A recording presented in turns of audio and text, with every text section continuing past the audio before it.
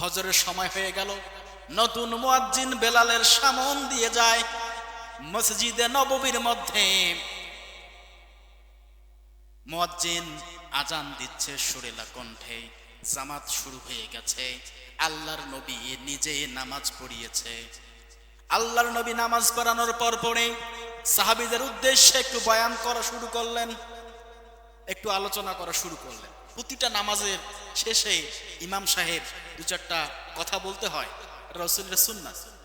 বিশেষ করে ফজরের সময় নামাজ শেষ করে মুসল্লিদের সামনে একটু কিছু কথা বলা রাসূলের সুন্নাহ, রাসূল এটা করতেন। রাসূল বয়ান করা শুরু করলেন।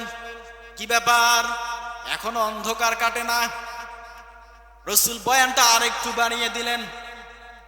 কি ব্যাপার, এখনো তো রাত্রি কাটে না, কারণ কি?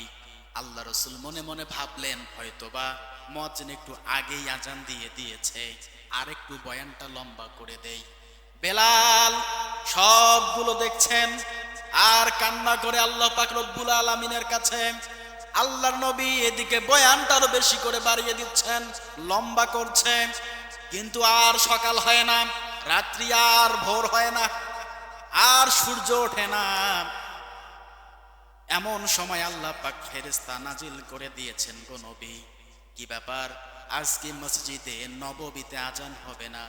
আল্লাহ রাসূল বলেন, ও ফেরেশতারা, নতুন মুয়াজ্জিন সুরেলা কণ্ঠে মসজিদে আজান দিয়েছে, এমনকি ফজরের নামাজও আদায় আমরা করে ফেলেছি। ফেরেশতা বলে, ও রাসূল, কাকে দিয়ে আজান দিয়েছেন? প্রতিদিন আরশে মুআল্লায় যে বেলালের আজান শুনে সমস্ত ফেরেশতারা আরশে আজিমে আমার আল্লাহ পাককে সেজদা দেয়, মেহেরবানি করে সে বেলালকে দিয়ে আজান দিয়ে দেয়।